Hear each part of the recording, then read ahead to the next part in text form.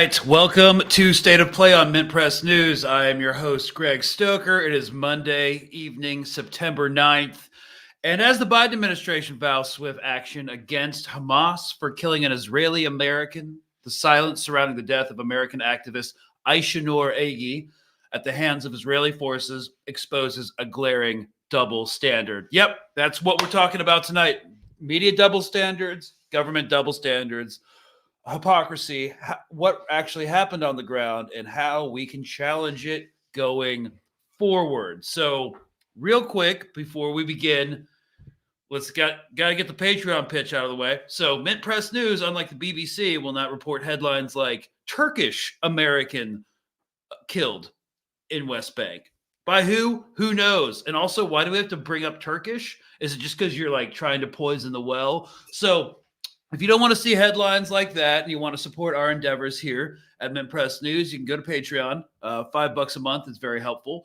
And, if you don't want to do that, I get it. We're getting nickel to dimed in this contemporary society. And so if you can't shill out $5, we would appreciate it if you like, share, and subscribe to Mint Press News. And maybe drop a comment for the algorithm gods, because it does help get us more exposure, even though we are demonetized on YouTube and just about everywhere else. So consider Patreon. If not, we're just glad you are here. And today we are going to talk about something that will inevitably be getting swept under the rug. That is the murder of an American citizen, an unarmed 26-year-old woman who recently graduated from university. It was her first day protesting in West Bank, and she was killed by an IDF sniper. So we're going to get into that, and while everyone's still filtering in, let's see how it was reported.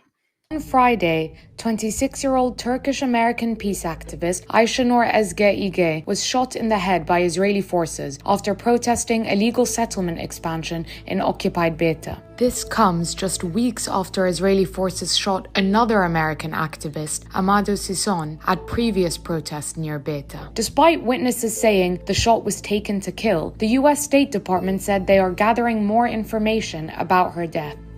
We deplore this tragic loss. Now, the most important thing to do is to gather the facts, and that's exactly what we're in the process of doing. And we are intensely focused on getting those facts. Wait for Israel to investigate itself and find out that it's done nothing wrong. So this was the only statement that the U.S. government has really made. The Israeli ambassador has made a couple of tweets about it, but this actually wasn't a statement. It was a response to the question. The Israeli American citizen who was killed in Gaza got his own personal statement from the president. So a big theme about today's episode is some Americans are more valuable and important than others. And any actions that we take are driven by the facts. So first things first, let's find out exactly what happened. We have more info. We'll share it, make it available, and as necessary, we'll act on it. But if past cases can tell us anything, the wait for answers may be long and unsuccessful. After the death of Israeli-American captive Hersh Goldberg Polin in Gaza last week, the U.S. State Department claimed to prioritize bringing to justice those responsible for the death of American citizens. But how true is this? After the killing of 23-year-old American activist Rachel Corrie by an Israeli bulldozer in 2003, the U.S. left the investigation to an Israeli court, which dismissed the case and forced her family to pay full legal costs. Shireen Abu Akleh, a Palestinian-American Al Jazeera presenter, was shot in the neck by an Israeli sniper in 2022. CNN, Washington Post, and the New York Times investigations all indicated Israeli responsibility. The US called her killing the result of tragic circumstances and ended the inquiry. But Rachel and Shireen are only two of many American citizens killed by Israeli forces without justice. The US also chose not to sanction the Israeli army unit responsible for the death of 78-year-old Omar Assad in custody. Soldiers blindfolded, bound, and gagged Omar before leaving him unresponsive outside without medical care, triggering a stress-induced heart attack. The troops were cleared of all charges. The families of several other Palestinian Americans, often teenagers shot in the head by Israeli forces in the occupied West Bank, We'll get into this, but it was two 17-year-olds, one from Florida, one from Louisiana. Are still waiting for answers. Israeli authorities typically claim the victims, some as young as 14, had attacked them, and the US requests no further information. These cases have much in common. Most victims appear to have been deliberately killed, the soldiers were never charged, and their families seemingly forgotten by the US government. The chances of justice are slim. Israeli soldiers are prosecuted for offenses against Palestinians in less than 1% of cases, according to Israeli rights group Yesh Din. While families wait for answers that may never come, people have increasingly asked, are the deaths of all American citizens treated the same? Or are some citizens more equal than others? Yes, that second one, because all we have to do is look at the press statements, and we're going to go around the table and look at what every faction and every player has said in this, because it's important as we try to educate ourselves and become more and more media literate. And also, we're going to focus on in the second half. We're actually going to talk to someone who was on the ground. We have to had to not use video and not use real names because they're still in West Bank. So we're going to get some actual testimony on what happened. And then we're going to talk about how to mobilize this in the information war. It's seems kind of ruthless given the circumstances, but if our media is so completely compromised, there's other stuff we can do on a grassroots level, right? So on February 3rd, 2024, President Biden declared, if you harm an American, we will respond. His remarks followed the deaths of 3 U.S. service members at an airbase in Jordan. That's the official position. Reportedly caused by a suicide drone attack launched by an Iraqi militia. And this is when the whole Iran, Israel, United States escalation, de-escalation game started happening. It started happening in February. So, however, this statement, of course, brings into sharp relief the unequal value placed on American lives in different contexts. Let's look at the reporting from when the American soldiers were killed. Force base today, where the president was just a few hours ago, and the statement starts this past Sunday. 3 American soldiers were killed in Jordan by a drone launched by militant groups backed by Iran's Islamic Revolutionary Guard Corps, the IRGC. Earlier today, I attended the dignified return of these brave Americans at Dover Air Force Base, and I have spoken with each of their families. This afternoon, at my direction, U.S. military forces struck targets at facilities in Iraq and Syria that the IRGC and affiliated militia used to attack U.S. forces. And these were mostly empty sites. They gave them plenty of time for the IRGC to evacuate and move their assets out of the region. So 85 targets were struck. Nothing much else happened beyond that. However, there was a bigger show of force, and there was an international response to Americans being killed in this context. Our response began today. It will continue at times and places of our choosing. The United States does not seek conflict in the Middle East or anywhere else in the world, but let all those who might seek to do us harm know this. If you harm an American, we will respond. Unless you're an Israeli sniper, then we won't do anything. So the killing of a 26-year-old activist, Ayşenur Ezgi, Eygi. Sorry, guys, my Turkish. I've been told how to pronounce her name like 3 different times. I'm struggling over here. But the Israeli military forces last Friday underscores this double standard, right? While the U.S. State Department has publicly mourned the death of Israeli-American citizen Hersh Goldberg Paulin and promised swift retribution against Hamas, it has remained largely silent on her death, as we've already established. Aside from that single vague statement as of 3 hours ago, comment by Secretary of State Anthony Blinken, the U.S. government has failed to meaningfully address the killing, prioritizing its strategic interests in West Asia over the loss of any particular American life. And the U.S. government is unlikely to respond meaningfully to her death, as its focus remains on maintaining its imperialist sphere of influence in West Asia rather than prioritizing the safety of any individual American.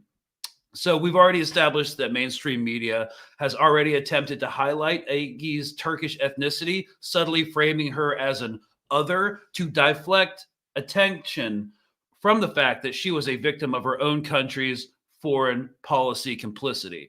As with similar incidents, Israel, of course, will likely investigate itself ultimately absolving its military of systemic wrongdoing, or at most attributing the blame to a single soldier, just like a rogue actor, ignoring broader policy of targeting civilians. So we finally have another statement from the U.S. State Department. This was from a White House press briefing, and it was just as sloppy and incoherent as Blinken's, and meaningless as Blinken's statement. I'm sure this is one of your favorite guys, y'all. Actually condemn the actual act of killing an American citizen protesting, the aggression of, let's say, the Israeli occupation army. So you condemn the act of the killing itself. You condemn that act? Let's just be very clear. Of course, we would condemn the death. The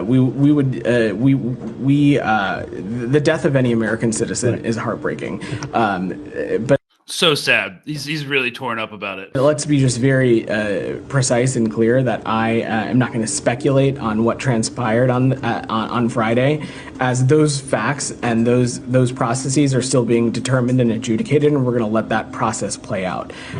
It is troubling. It is tragic, and it certainly there is a responsibility here to share as much information as possible, so that Miss Eygi's family has the most aggression of there is. Wow, those are some really big, like Monty Python style. There's a responsibility here to share as much information as possible, so that Miss Eygi's family has the most appropriate accounting of what exactly transpired and what happened here. But Saeed, there is a process, and I'm just not going to get ahead of that. And I will, I'm not going to speak on behalf of our partners in Israel. So you actually condemn the act of the killing, of the murder of an American citizen? Of course, Saeed. The murder of any American citizen we would take issue with. Oh, okay. So let me... I'm not saying that we do take issue with it, but hypothetically, if an American was killed, we would take issue with it. Wow, I think I should just get fired for being unable to speak. You know, I think it's much too expect someone working for the current State Department to be a good person, the press team, but that was bad. So anyways, we're just going to stop focusing on that guy, but that is the statements that we have from the United States government. Can we roll some West Bank B-roll? Because I'm about to pull up a statement real quick. So something that you will never see reported in the mainstream media would be, unless you follow the Telegram channels or certain accounts on X or Twitter, would be the resistance's response. So I'm just going to read it because some of y'all might not have been exposed to that. So, in the name of Allah, the most gracious, the most merciful, the Islamic resistant movement, Hamas condemns in the strongest terms the crime committed by the Zionist occupation army in targeting the American solidarity activist Ayşenur Eygi with a direct bullet to the head, which led to her martyrdom while she was participating in a weekly peaceful march against settlements in the town of Beita, south of Nablus. We consider this heinous crime an extension of the occupation's deliberate crimes against foreign solidarity activists with our Palestinian people, which have claimed the lives of dozens of them, perhaps most prominent of whom is the solidarity activist Rachel Corrie, who was crushed under the tracks of the occupation's tanks in 2003.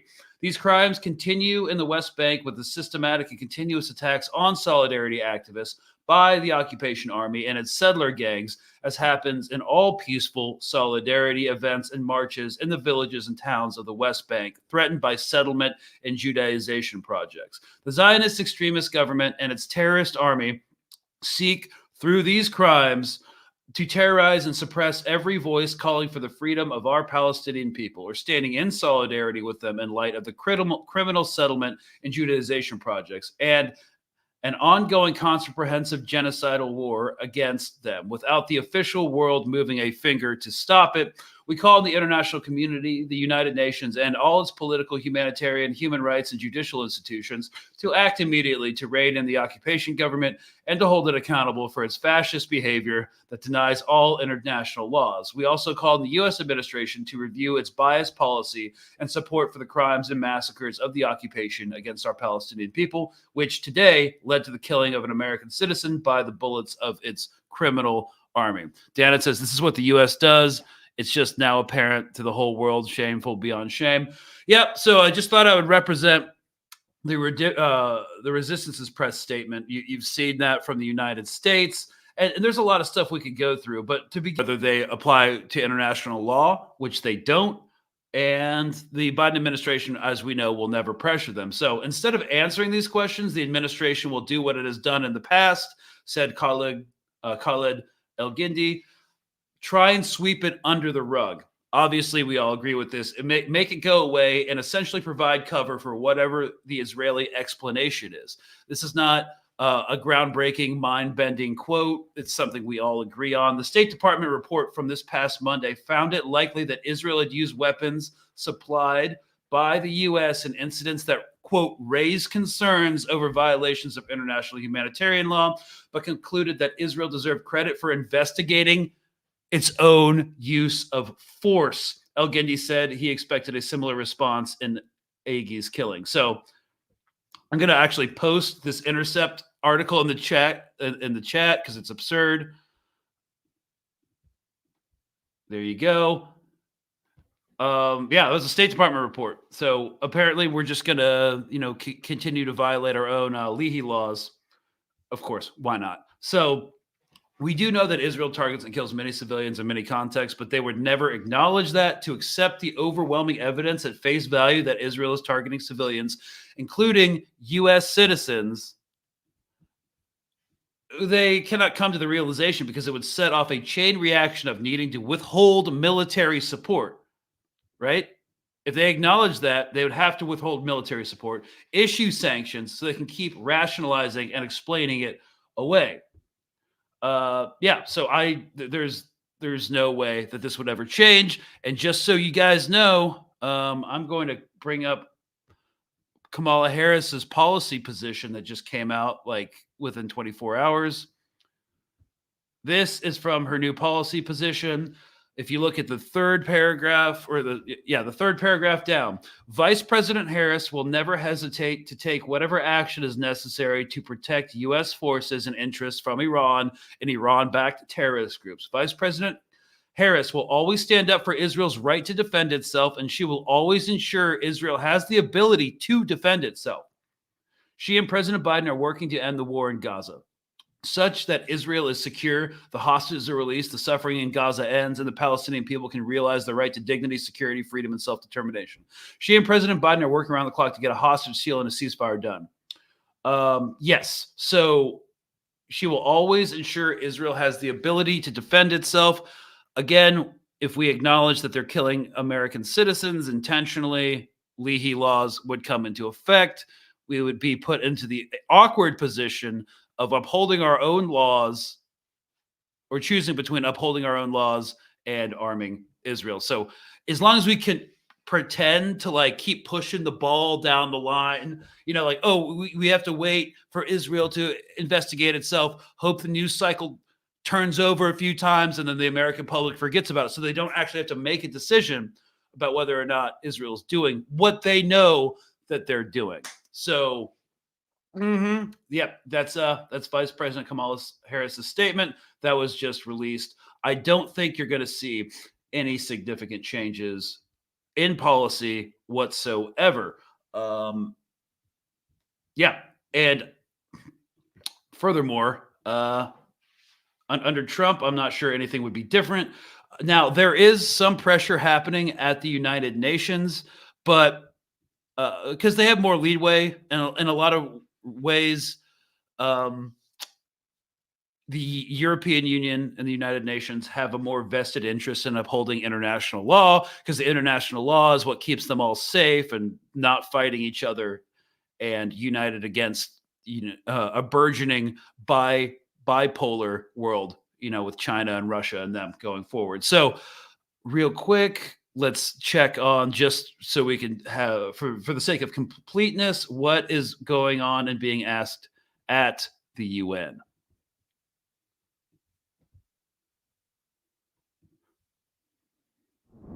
Thank you, Stefan. I want to ask you about the Turkish American citizen, 26-year-old Ayşenur Ezgi was shot in the head and killed by Israeli occupation forces in Nablus, West Bank. And as far as I know, that is not a war zone. What is your reaction to this? Do you condemn it? And do you have a call for the IDF, who has also taken responsibility for her death?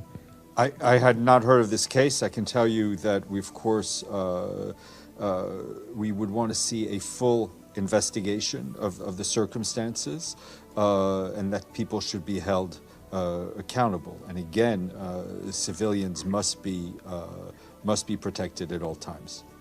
I have a follow-up. I fear this is becoming some sort of a pattern, because you've also formally called for thorough investigations in similar incidents, also where UN personnel were killed. So have you received any outputs from these investigations, or do you know of any of those responsible? Have they been held accountable?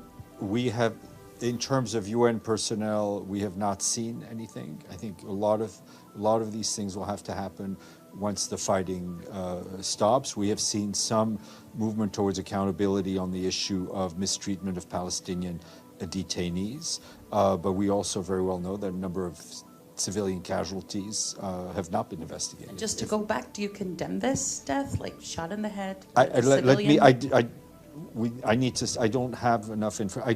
First, I've hear of it. I will get back to you. Thank you. Yeah. So again, U.S. and UK, big players in the UN. I'm not. Sorry, I'm getting like texts on my computer, and it's like blowing up in my ear. Sorry, I got sidetracked for 1 second. Okay. So yeah, again, we're still in the early phases. I know it's kind of crazy to be saying that, but it's almost a year anniversary. That still hasn't been a long time. Things are moving really fast, but I'm surprised that they've actually taken the amount of backlash they have. And I'm kind of exhausted today because I'm like not sleeping well or anything, but I am kind of hopeful about this. So it does seem kind of absurd, but the evidence is becoming overwhelming. More people are waking up to what's actually happening, and it's no longer acceptable to a lot of people. Again, these things take time. Nobody thought that South African apartheid would collapse as quickly as it ended up doing. And it still took a long time. So we're getting into September. We're coming up on a year anniversary. I never thought it would go on this long, but still, in the grand scheme of things, how entrenched this system is. And I'm not just talking about Israel's and Kufi's stranglehold on the executive and legislative branch of the U.S. and European governments. I'm talking about just this massive overriding system of neoliberalism and imperialism. So this is what's being questioned right now, and there is hope in the future. But what we definitely want to do is look at this situation and figure out how to mobilize it best. And so, like, usually, as you guys know, I'm not a statist or a nationalist, but when trying to connect with people about this, you're going to have to, I would recommend using the talking points of,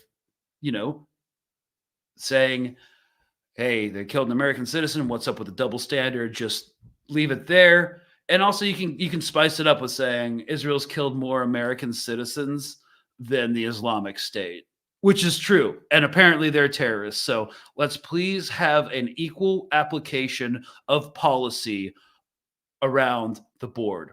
So we've heard from the media. We've seen some terrible headlines, mostly nothing that you haven't seen before. You've seen the BBC plays and a lot of the legacy media publish that she was killed or she died, and the headlines never ascribe agency. They've also highlighted the fact that she's a Turkish American, as if American is a complete like ethnicity. Like if you're born, it's the country of immigrants, and also it was colonized as well. So I'm not really sure why that's relevant. Again, in order to cheapen the value of her life in a racist society and media landscape. So obviously we know that's what they're doing. So let's go ahead and talk to someone who is on the ground. This is a representative of ISM, the International Solidarity Movement. They are in Palestine right now, and we had to pre-record this because of the massive time differential. So this was from as of 11 a.m. Eastern Standard Time. Here we go. Let me pull this up and send it. All right. So tonight on State of Play, we are going to be talking to someone who is on the ground, who is currently in Palestine. And for operational security reasons, we are using an alias and not using video. Thank you so much for coming on. So you were you were there on the ground when the attack happened. I was just hoping that you could, and first of all, we got in touch through mutual contacts in the International Solidarity Movement Palestine, and yeah, we determined that we wanted to discuss what actually happened, because you're never going to see this in the legacy media, and it happened on a Friday, and I don't think they're going to try and pick up the story again in any meaningful way. So I was hoping that you could tell us about what was happening, walk us through the protest, the timeline, and where we are now. Sure. Thank you for having me, first of all. Yeah, so a bit of background. The town of Beta has been struggling for over a decade against the colonization of their land and the establishment of the outpost of Eviatar, who is on a hill that's right outside the town on of course, Palestinian land. Demonstration have restarted in July because Eviatar was one of the 5 settlements that the Israeli government had decided to legalize. So it's now a settlement, and yeah, so the people have been struggling against that, and so every Friday now there are these peaceful demonstration where Palestinians go to a garden on a hill which is facing the settlement. They pray there, and then they chant, and there are some confrontation. The format is different every Friday. I've been to quite a few of them since July, because the army, of course, tried to stop and repress heavily the demonstrations. But so this Friday, basically, when we got to the place where the Palestinians normally have the Friday noon prayers, there was already army outside the garden. Despite that, the Palestinian carried on doing prayers. Ayşenur was also praying because she was Muslim. And then we left after prayers, and we went onto the street outside the garden. And on that side, we also saw Israeli army. And then some confrontation started with the Palestinian youth, and the army straight away starting throwing a lot of tear gas, and they also starting using live ammunition. With live ammunition, the crowd dispersed, and basically, so this is a hill. We moved down the hill a bit, and we were close to another road into the field, into an olive field, and the army was above us. I think we've measured that on Google. They were some 230 meters above us. A group of us was standing in front of the army, clearly visible. We were not doing anything. There were soldiers on the street above us, and I also saw a sniper on the roof of a Palestinian home. And that's what has happened repeatedly every Friday. They take over Palestinian homes and they put snipers on them. So Ayşenur was with another activist slightly farther back next to an olive tree, again very visible to the army.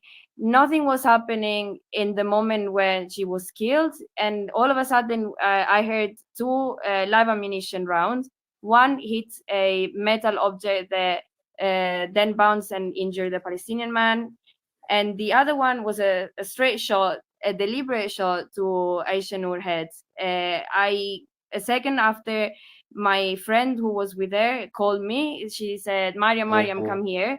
And then I turned, I went to where Ayşenur was, and she was laying on the ground, and I soon noticed that there was blood coming out of her head. And so we called other people, then we called the ambulance. And we went first to a clinic in Beza, the town where the demonstration was happening, and then she was taken to the hospital in Nablus, and they tried to do CPR and resuscitation, but she died there not long after. So this happened in the span of maybe an hour and a half. Yeah, but it was a killing in cold blood. She was standing, nothing was happening around her, and they just deliberately killed her. So 2 shots. The first was a ricochet, wounded another civilian, and then the second was one to the head. Is there any sense of why specifically she was targeted? No, absolutely not. They know the internationals attend the demonstration. And a few weeks ago, I was there again, and another American citizen was shot in the leg while we were running away from the army. So we were giving the shoulder to the army. They could see that we were a group of international. There were also some Palestinians with us, but we were running away. They deliberately shot live ammunition towards us. This is a pattern of violence of the Israeli army. Ayşenur is the 18 civilians has been killed on that hill. There has been 17 Palestinian murdered there in the past 3 years during peaceful Friday demonstration, and this is happening just because the Israeli government and army have been going on with impunity and supported by the US and European governments. Okay, so I just wanted to confirm that you don't think she was directly targeted because she was an American citizen. You think it's more likely that the sniper just picked someone at random arbitrarily, like they've done 18 other times before? Yeah, it could have been anyone else. We were standing not too far from each other, and there was absolutely no reason. We're posing no threat, and yeah.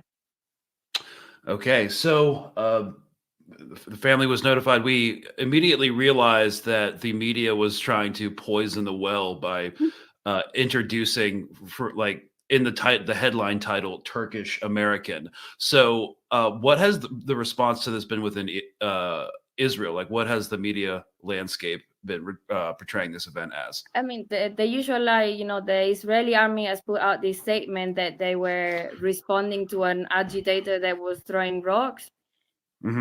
None of us, we are a movement that that we use nonviolent tactics because these have worked on the ground for over 20 years.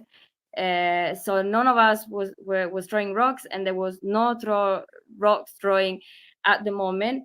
I also think that people that try to justify oppressed people that are symbolically throwing rocks towards one of the most powerful army in the world, and that this can be replied with live fire and most of the time killings, is absurd. But yeah, this was the lie that that we were throwing rocks, and then there's the usual lies directed towards the ISM that were linked to terrorism, and but this is just a way to to divide people and try to shut down the movement, because they don't want the reality that's on the ground to come out and reach the Western media and West audiences.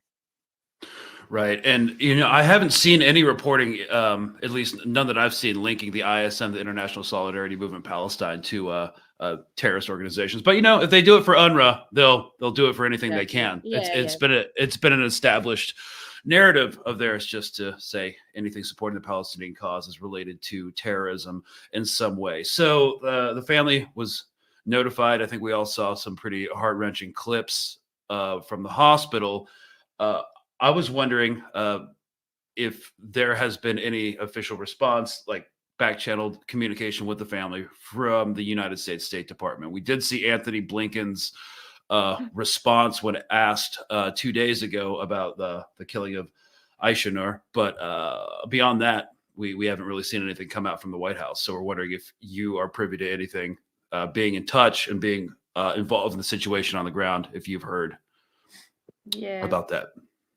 I mean, we've been in touch with the family, and they've requested for privacy and some time to of course mourn and digest. It was a shock. It was Ayşenur's first day on the ground. Wow. So this came as a complete shock for us and for them. I know they've been in contact with the relevant authorities, especially for the repatriation of her body. I'm not entirely sure if there's been other conversation. And regarding Blinken words, we all know they're empty words. We've seen press conferences in the past, 11 months of genocide, decades of colonization. They just don't care. They're supportive of Israel, and we absolutely have no faith on actions that they might take. But we will push for accountability and for justice, hopefully not only for Ayşenur, but also for the thousands of Palestinians that have been killed. Well, unfortunately, certain lives are valued more, even with within the American sphere. So we have to do what we can to do this. I've been asked to put forward this, if you're a resident of Washington State, and we can link this in the description.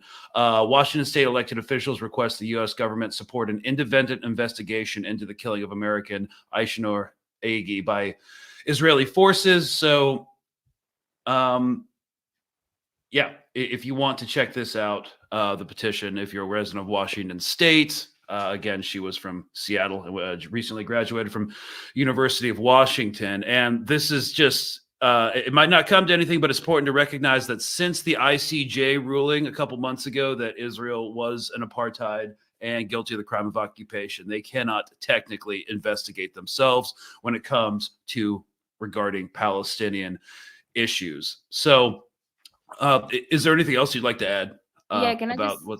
Because we've come back to Beta a couple of times, and the Israeli army has raided the place where Ayşenur was murdered and the surrounding houses, because the families today is told that they were specifically looking for security camera and footage. So they even took, there was a rock left with the blood that came out of her head, and they took that as well. So we couldn't find it today. So you're saying that the IDF did a sweep of anything related to what happened?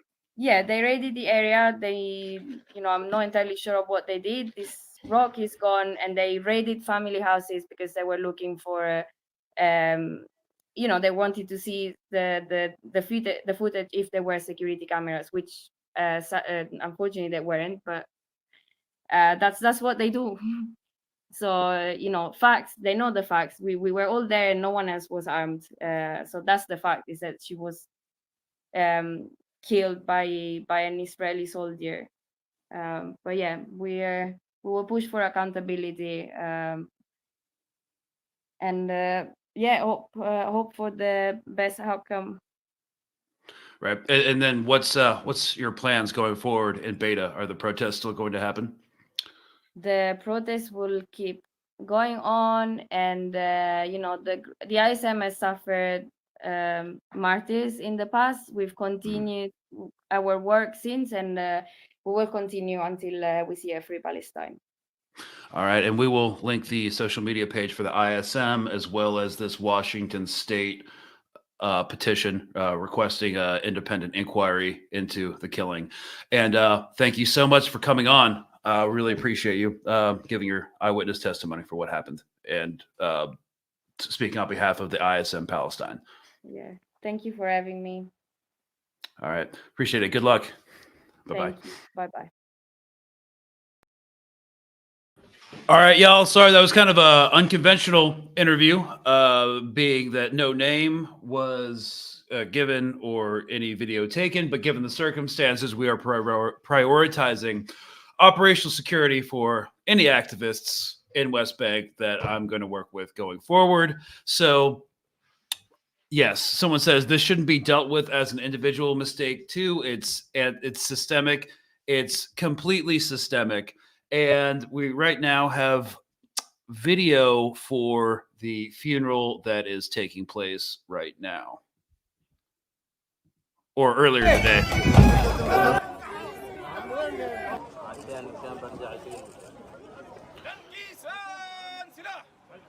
So, yeah, this is from TRT World from earlier today.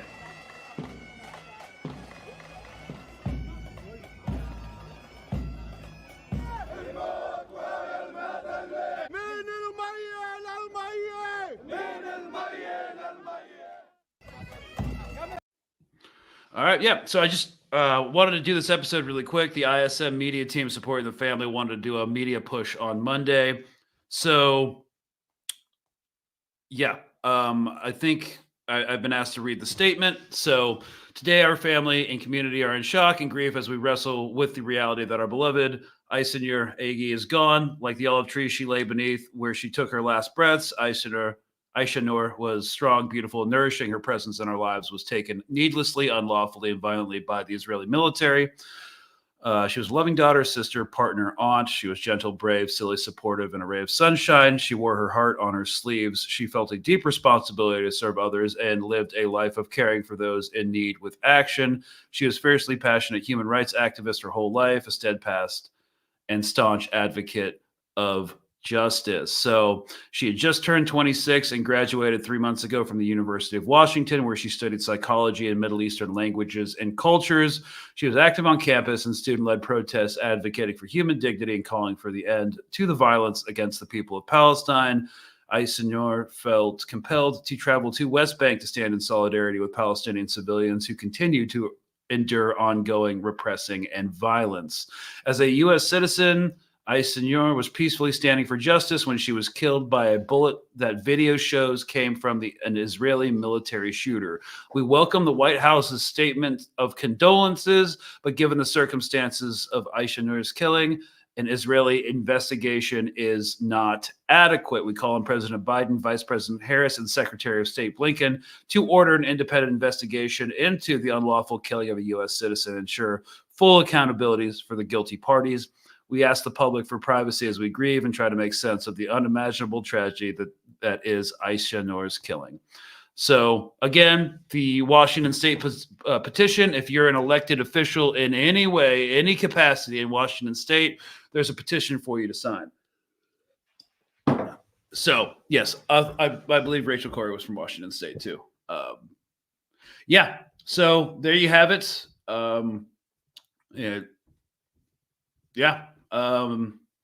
I wouldn't expect any movement or traction from our government, but there are things we can do. We can continue to agitate, educate, and organize and use this as an information talking point going forward, and try to make her death useful to the cause.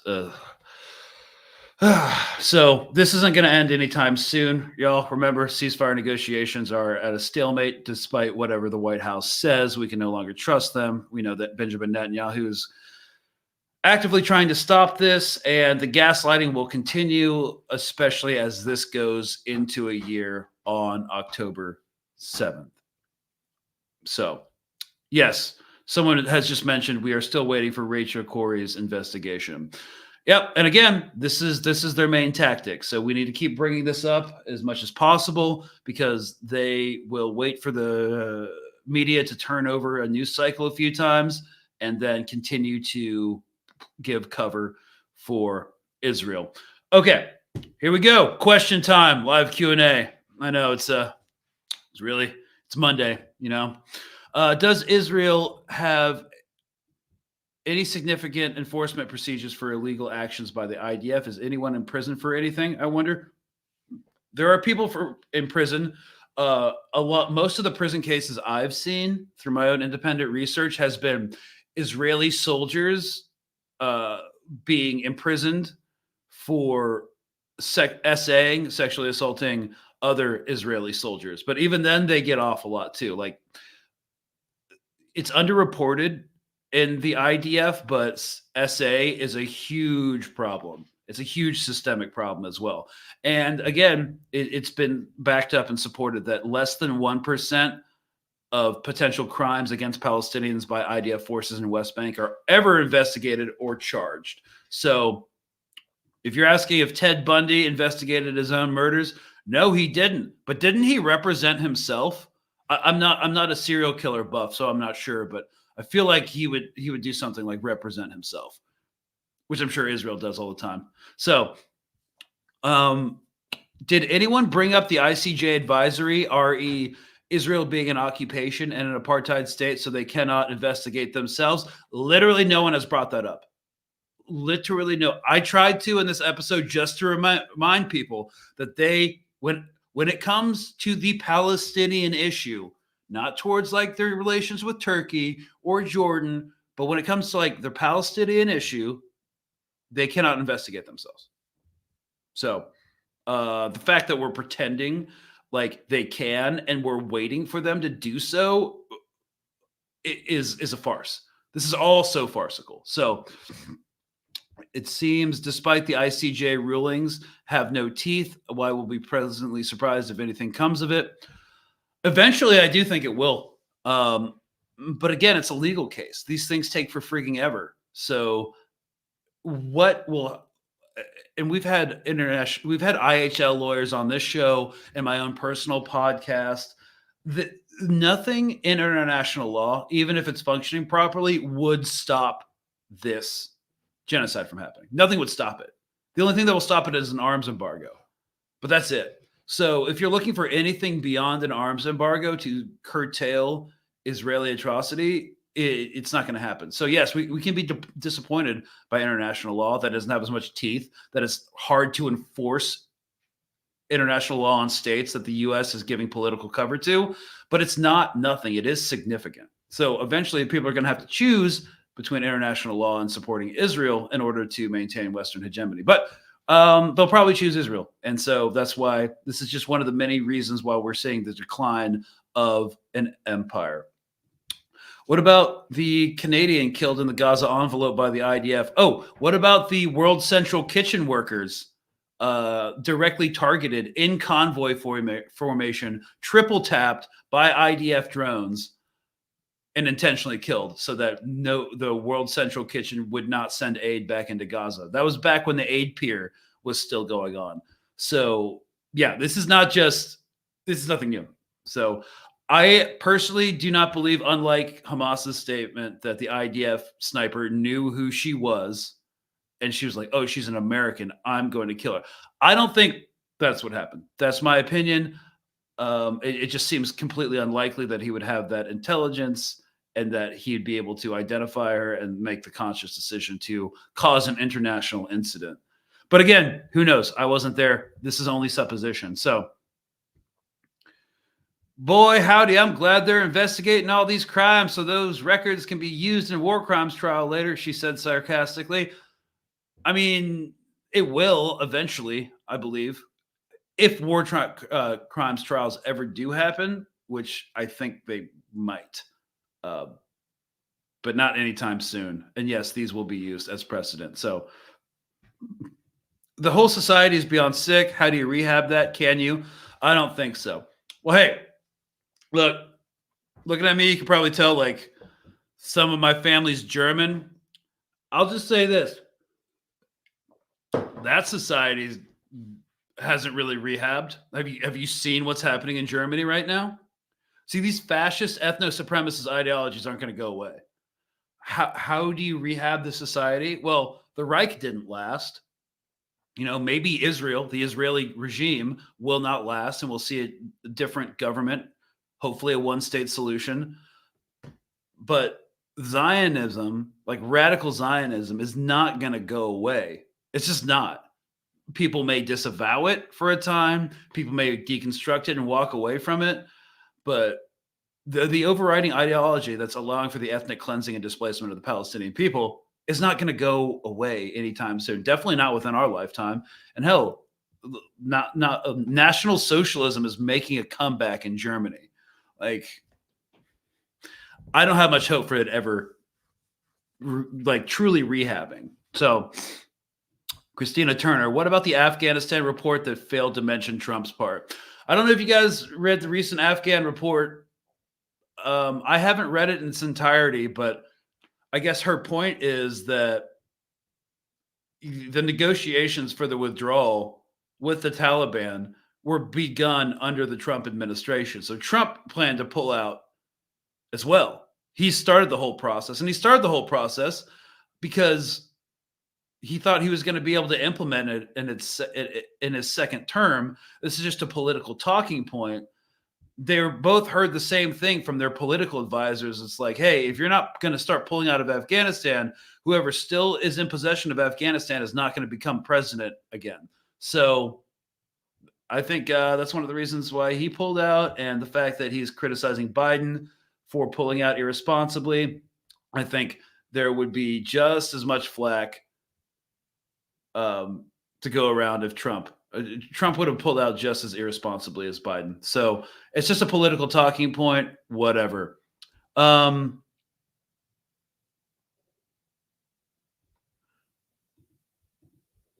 Okay, no one covered the part where the reporter asked the guy explaining the death and sounds of live ammo. I think he also, unless I'm thinking about a different video, he also described the Israeli sniper like dancing in celebration. Why do you use innocent Americans as human shields? It aired on local Virginia news channel. Not sure what you mean by the second part of that. Is this a statement that like Hamas was using her as a human shield? I don't know. I don't get that talking point, but I think I did see some video of an older man describing how the sniper was conducting himself. So the abuse of UN by USA is sickening. USA is in constant violation of the UN Charter. Yeah, but like the US made it, so you know, whatever. What you gonna do?